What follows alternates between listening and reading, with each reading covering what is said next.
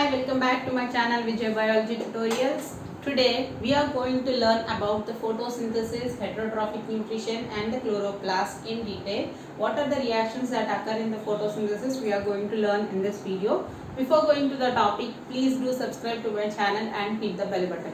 Thank you. Now coming back to the actual topic. So here today we are going to learn about the series of reactions that occurs in the photosynthesis.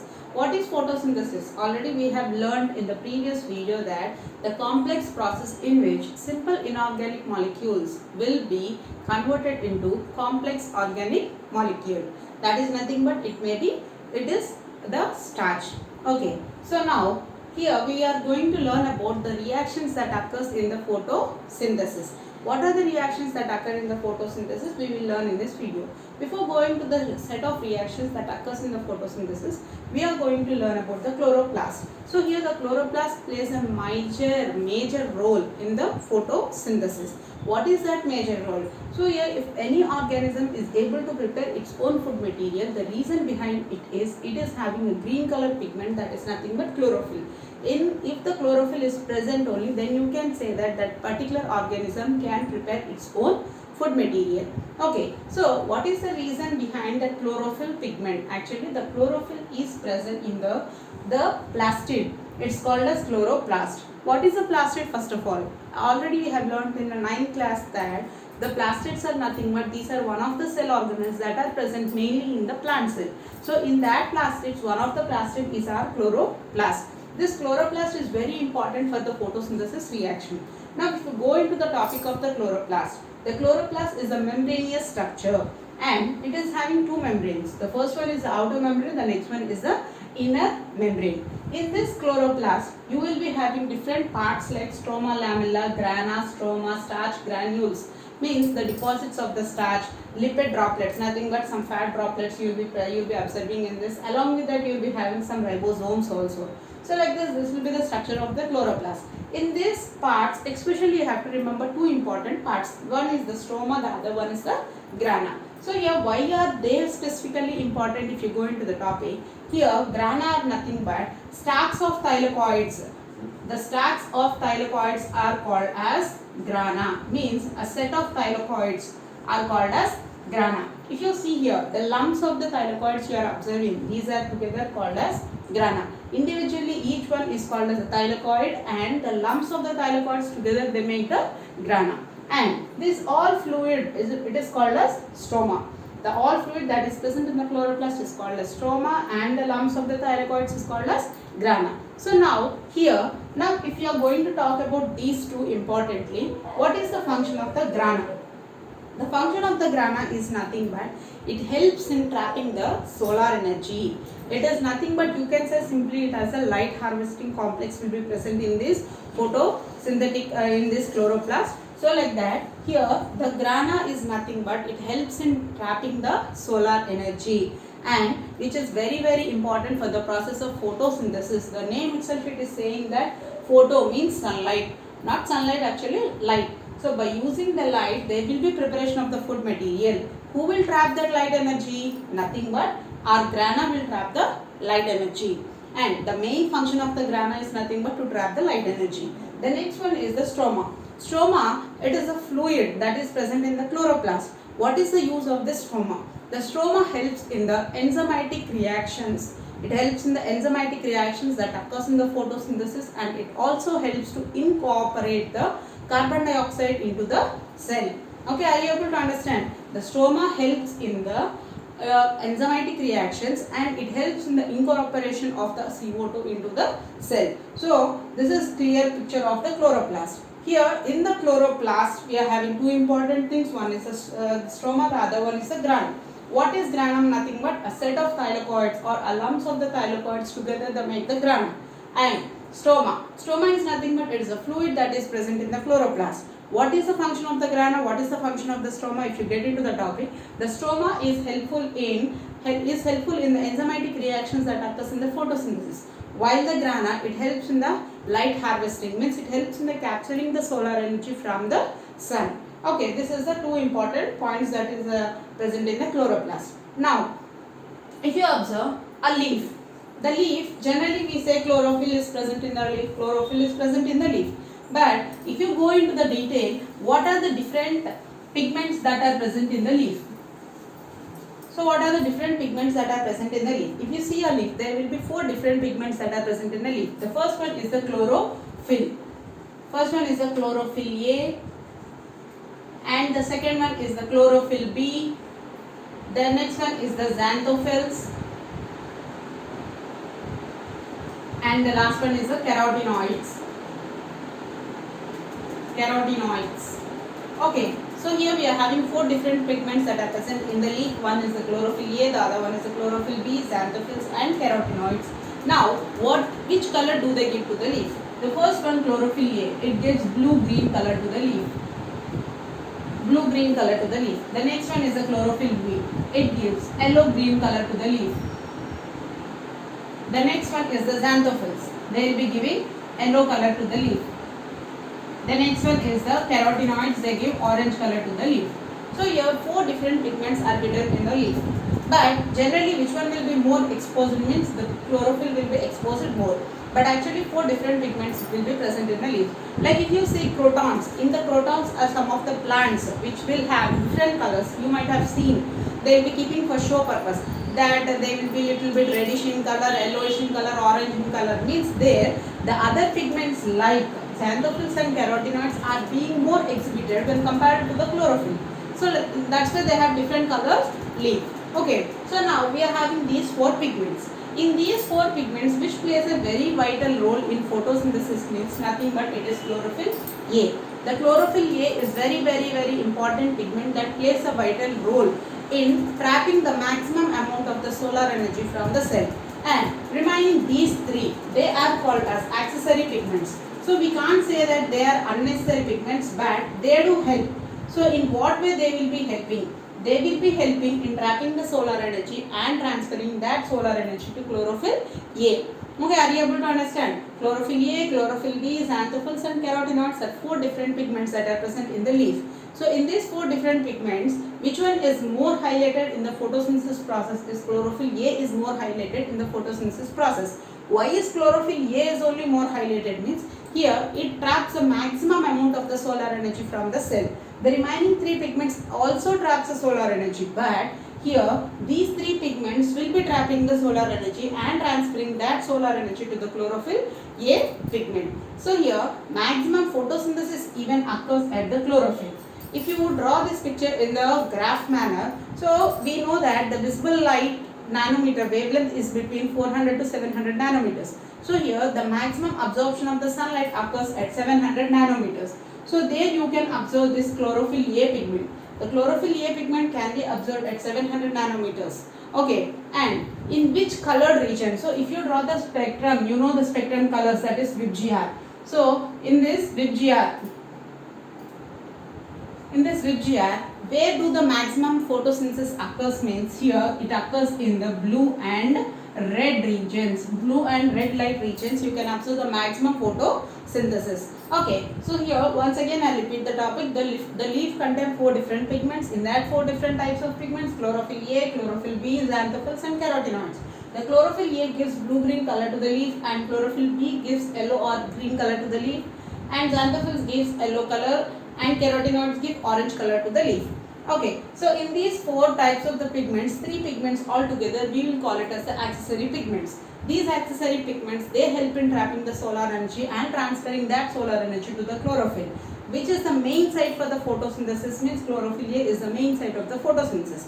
If you draw it as a graph, you can say that the visible light wavelength is between 400 to 700 nanometers. So where do the maximum absorption of the light energy occurs is, it occurs in the 700 nanometers wavelength. And in which regions, in which colored regions you can observe this photosynthesis means in blue and red colored regions you can observe this photosynthesis. Okay, so this all happens. Now once again let us go to the previous topic, that is about the chloroplast.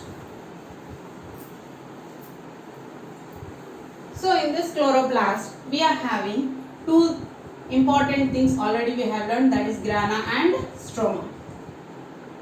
So in this grana and stroma, you will be having 2 important, one is light reaction you can observe in the grana. light reactions can be observed in the grana, and dark reactions can be observed in the stroma. So here in the photosynthesis you are having two different reactions, that is grana, the other that is light reactions, the other one is dark reactions. And now coming to the light reactions. So light reaction, the name itself it is telling that it occurs only in the presence of the light.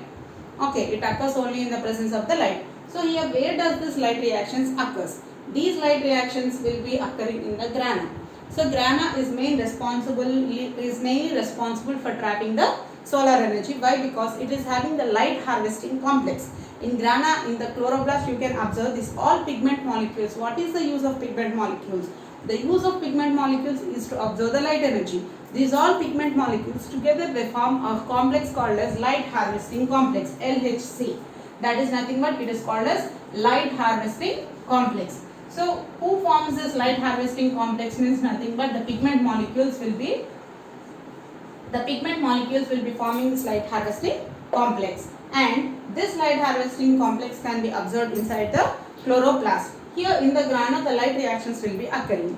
So now in stroma dark reactions occur. So the meaning of the opposite word of light is dark, it doesn't mean in such a way. Here the reactions that occur in the dark reaction are independent of the light, means they will not depend completely on the light. Not completely, they will not depend upon the light.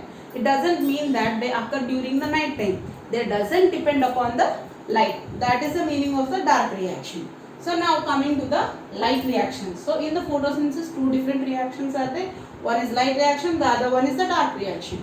Now here which is the main site for the light reactions means grana is the main site for the light reactions. Which is the main site for the dark reaction is stroma is the main site for the dark reactions. So now here we are going to learn about the light reactions.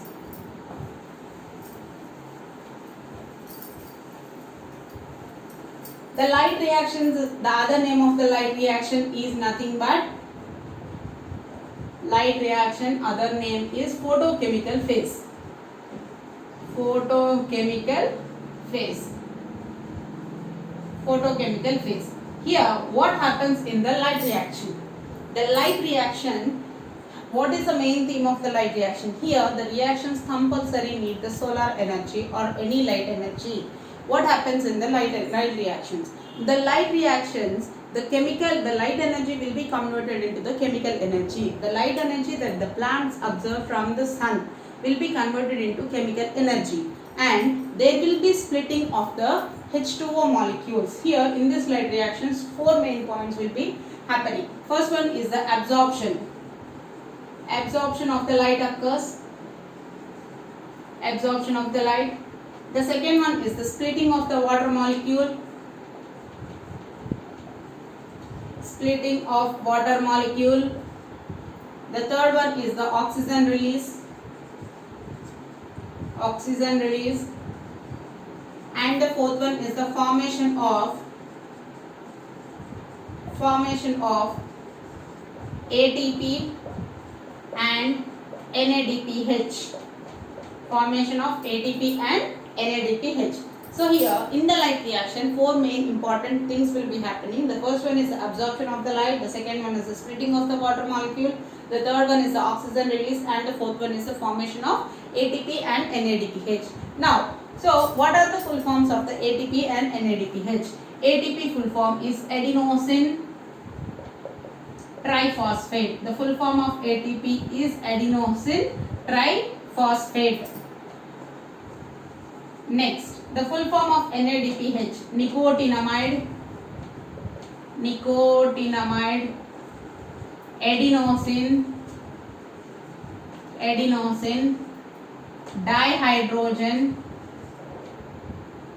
dinucleotide hydrogen phosphate, dinucleotide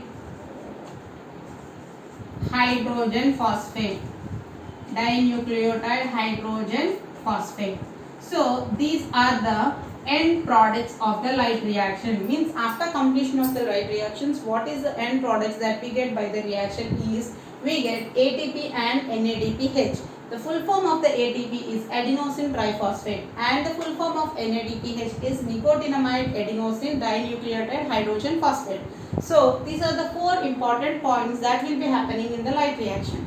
The other name of the light reaction is called as photochemical phase. Why is this phase called as photochemical phase? Here, due to the absorption of the light energy, some of the compounds will be trapping this light energy and converting it into chemical energy. So it's called as photochemical phase. So now coming into the topic. So first step will be seeing the plant will be exposed to the sunlight, and due to the exposure of the sunlight, the plant will be absorbing the light. So where does this light reaction occurs? This light reaction occurs in the grana.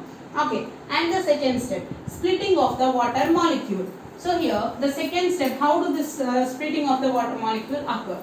So here if you see H2O, the formula of water is H2O. The H2O will be split into H plus and OH minus ions. H plus and OH minus ions. So here hydrogen and OH minus ions, it will be split into H plus and OH minus ions.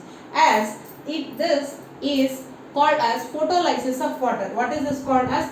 Technical name, that is nothing but photolysis of water.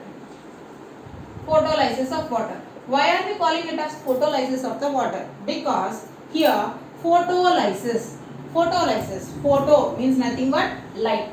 By absorbing the light energy, lysis means breaking. By absorbing the light energy, the water molecule is being split into H plus and OH minus ions. Okay, H plus and OH minus ions. That's why it is called as photolysis reaction. And it's otherwise called as even Hill's reaction also.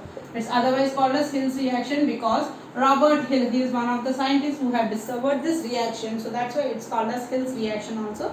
So what is happening in this reaction means the water molecule, by absorbing the light energy, it is splitting into H plus and OH minus ions. So as it is absorbing light energy and being split into two molecules, it is called as photolysis of water. The other name of this photolysis of water is also called as Hill's reaction because a scientist called as Robert Hill has discovered this reaction. Now, what are these ions going to be happen after splitting? Here, the OH minus ions, by gathering with still more ions, it gets changes into water. So nothing but this water plus again hydrogen, it changes into water plus hydrogen will be formed. So this water will be absorbed, not hydrogen, oxygen. So again by combining with number of the ions, it will be converted back into H2O. So this H2O nothing but water, along with this water O2 also will be released. The water will be utilized by the plant and the oxygen will be released back into the atmosphere. So we know that if the photosynthesis occurs, only the oxygen can be released. So here the splitting this OH minus ion will be utilized in the formation of the water and there will be release of the oxygen. So previously we have learnt about the four steps. First one is the absorption of the light. So by absorbing the light, the splitting of the water molecule will be occurring, and after that there will be oxygen release. And the fourth step is final step is there will be formation of the ATP and NADPH, which are the end products. Okay, so now here once again I repeat, this OH minus ions by combining with still more hydrogen ions, it will be forming water molecule and the oxygen molecule. The water will be absorbed into the plant and this oxygen will be released into the atmosphere. Okay, and finally the end products will be ATP and NADPH.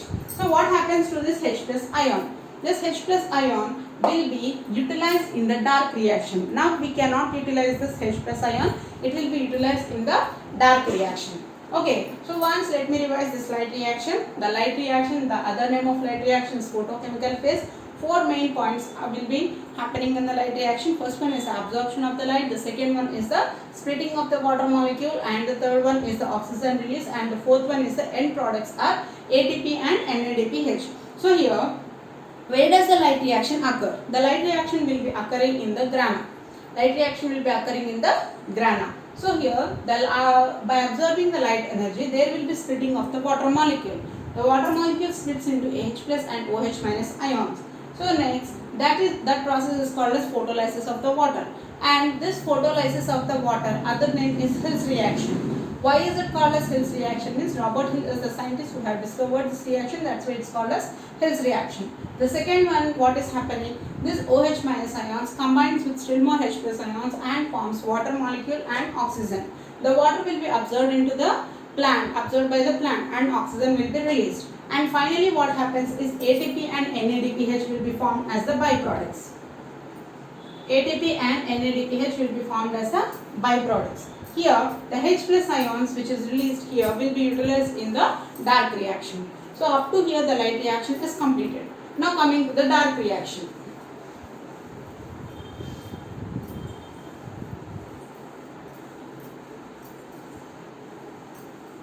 Dark reaction. So here what happens in the dark reaction? First of all, the other name of the dark reaction is called as biosynthetic phase. Biosynthetic phase. So here by the name you can't decide that it happens in the night time. It is the dark reaction means it is independent of the light. It doesn't require the light. It is independent of the light. It may happen during the daytime or it may happen during the night time, but it is independent of the light. That is the meaning of the dark reaction. Here what happens in the dark reaction? The H plus ion which was formed during the photolysis of the water in the light reaction. Are you getting it? The H plus ion that is formed in the photolysis of the water in the light reaction will be taken up by NADP. NADP, and it will be forming NADPH. NADPH.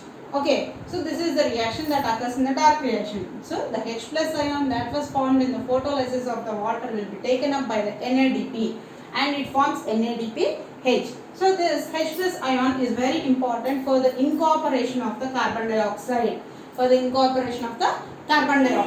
Okay, so the H plus ion that was taken up by the NADPH will be helpful in the incorporation of the carbon dioxide, and by utilization of this carbon dioxide, then this will be utilized in the formation of the glucose molecule, finally which gets converted to starch. So for this series of reactions you require RUBP, ribulose 6-bisphosphate. The full form of RUBP is ribulose 6-bisphosphate. So this is the main enzyme that plays a key role in the conversion of this. Finally, to get the starch, we require this enzyme, that is ribulose 6-bisphosphate. So here in the dark reaction, the other name of the dark reaction is biosynthetic phase. Where do this dark reaction occur? The dark reaction occurs in the stroma of the chloroplast. Before itself I have said that in the stroma some of the enzymatic reactions occurs and there will be incorporation of the CO2, I have said. So here the same thing happens. In the dark reaction the stroma will be taking place in the stroma, and this phase is called as biosynthetic phase. The H plus ion that is formed in the photolysis of the water will be taken up by the NADP molecule and it will be forming NADPH. The full form of NADPH already it has been completed. Nicotinamide adenosine dihydrogen dinucleotide hydrogen phosphate. So here this H plus will be utilized in incorporating the carbon dioxide, which helps in the formation of the glucose. Finally, this glucose by some enzymatic reactions it gets converted to the starch. So what are those enzymatic reactions you will be learning in the higher classes. So up to now it's enough for you. So which one is the main enzyme that plays a key role in conversion of this glucose finally to the starch is RUBP enzyme. So the full form of RUBP is ribulose 6-bisphosphate. So finally the starch will be formed in the leaf. So this is about the dark reaction. So here dark reaction is otherwise called as biosynthetic phase, and this dark reaction occurs in the stroma, and this stroma will be useful in the playing a key role in the dark reaction. The H plus ion that is present in the photolysis of the water in the light reaction will be taken up by the NADP, and finally it forms NADPH molecule. The H plus ion will be helpful in incorporating the CO2, and this CO2 will be helpful in converting it into glucose, the compounds into glucose. Finally, the glucose will be converted into starch through a set of reactions, enzymatic reactions. In those enzymatic reactions, the important enzyme is RUBP. That is ribulose 6-bisphosphate is the enzyme that plays a key role in the conversion of the starch. So these are the two important reactions that plays a very key role in the photosynthesis. Okay, so next going to the next topic. So up to here we have completed the autotrophic nutrition. Now coming to the next simple topic, that is nothing but heterotrophic nutrition.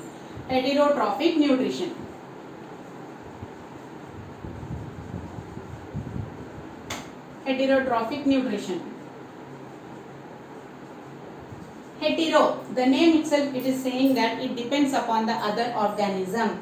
As it is not having chlorophyll, they depends upon other organism for the food material. Such type of nutrition is called as heterotrophic nutrition. Now coming to the single or unicellular organisms like amoeba. Unicellular organisms like amoeba. So how do they get the food material? As they are unicellular organisms, they can't prepare, and as they are not having chlorophyll, they can't prepare their own food material. Then how do they get the food material? You know that amoeba has no definite shape. So it is having an indefinite shape. Here you will have the nucleus. But amoeba has a false feet called as pseudopodia, which helps for the movement of the amoeba. So these pseudopodia, pseudo means false, and podia means feet. So this amoeba is having a false feet called as pseudopodia. With the help of this pseudopodia, the amoeba will be changing its shape. Suppose if it observes any, like if you say, if it observes any food material here, it will be going towards that food material. By changing its shape with the help of the pseudopodia, it will be moving from one place to another place, and by changing its shape, this food vacuole will be entering into the body of the amoeba. So it will be entering into the body of the amoeba. So this food vacuole, it is useful for the capturing, or it is useful in this the food vacuole, the food will be present and the unnecessary material also will be present. So by using this pseudopodia, the amoeba will be taking the food material. By changing its shape, it will be capturing the food material and grabbing towards inside its body. And after taking the food material, the unnecessary material also will be sent out through this only. Okay, so in that way the unicellular organisms gets. The other unicellular organism is paramecium. Paramecium. So this paramecium is having cilia all over its body. Paramecium is having cilia all over its body. The paramecium is called as slipper shaped molecule. So the shape will be like this. So slipper shaped molecule. Here you can see a small groove like structure, and this groove is called as cytosome. So all over the body it is having the cilia, which helps in its movement. All the body is covered with cilia, which helps in its movement. Cilia will be present all over its body. With this cilia, it will be moving from one place to other place. And how do it capture its food material? By the help of the cilia, it will be moving from one place to other place and capturing the food material and storing it in the, and taking it through cytosome. So here, if you go to the amoeba will be moving from one place to other place with the help of the pseudopodia. And while it's changing its shape, it will grab the food material, and through there will be a food vacuole for capturing that food material. So that food vacuole will be entering into the amoeba body, and whatever food material it will be taking, that will be digested. Why? Because the food vacuole will be having some digestive enzymes. So due to the presence of the digestive enzymes, the food vacuole will be helpful in the digestion process. The unnecessary food materials will be sent out through the body surface of the amoeba. Are you able to understand? So next one is the paramecium. The paramecium is also a unicellular organism, and it is having the cilia all over its body.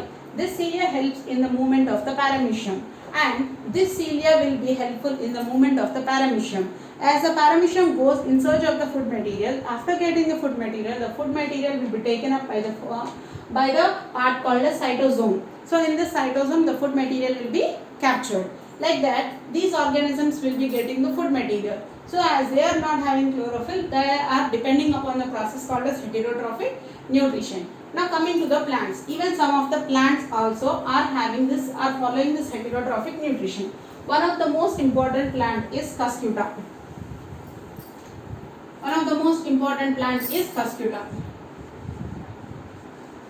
So Cuscuta. This Cuscuta, the other name of Cuscuta, you can call it as dodder also. It is a parasitic plant. Cuscuta is a parasitic plant. So here one of the other type of nutrition is heterotrophic nutrition. In this heterotrophic nutrition, you are having the parasitism is one of the mode of nutrition. In this parasitism, two organisms will be involved. One is parasite. The other one is host. Parasite and host are the two organisms that will be involved in the process of the parasitism. Host is the organism that provides food to the other organism. Parasite is the organism that takes food from the host. So once again I repeat, the host is the organism that gives food to the other organism. The parasite is the organism that takes food from the host. Here the Cuscuta is a twiner. It's like a not twiner, it's like a climber. It will be climbing all over the big trees. The main why it is not able to prepare its own food material is it is having yellow colored leaf which are not useful for the preparation of the food material. So for the food it has to depend upon the other things. Okay, so this Cuscuta is having the ability to take the water from the to take the nutrients from the to take the water, but it cannot prepare the food material. Then it has to depend upon someone for the food material. It will be climbing all over the big trees and it will be creating a special type of roots called as Hastoria.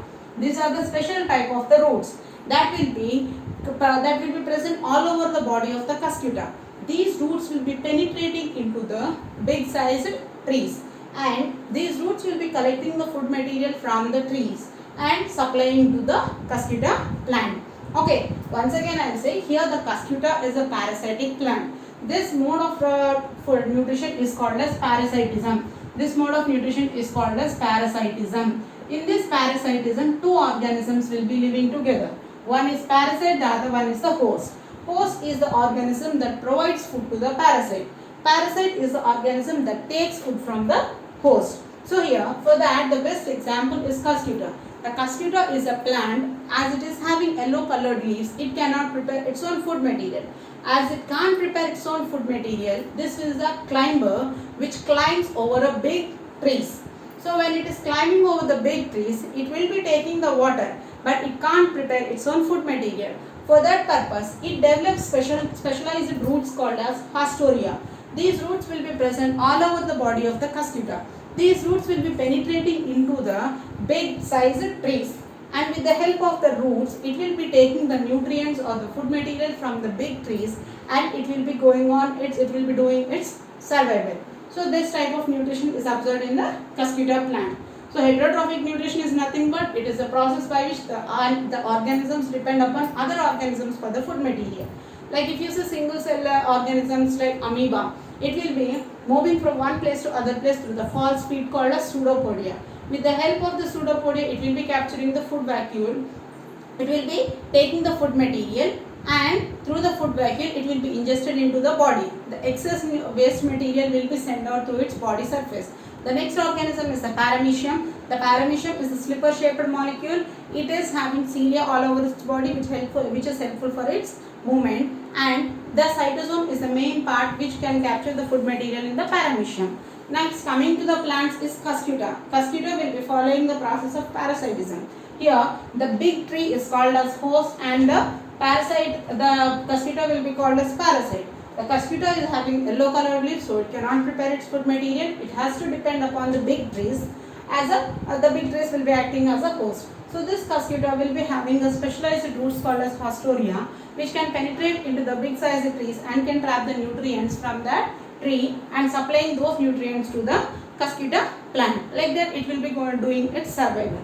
Next, the other type of nutrition is saprophytic nutrition. In this heterotrophic nutrition only, you can say the other one as saprophytic nutrition.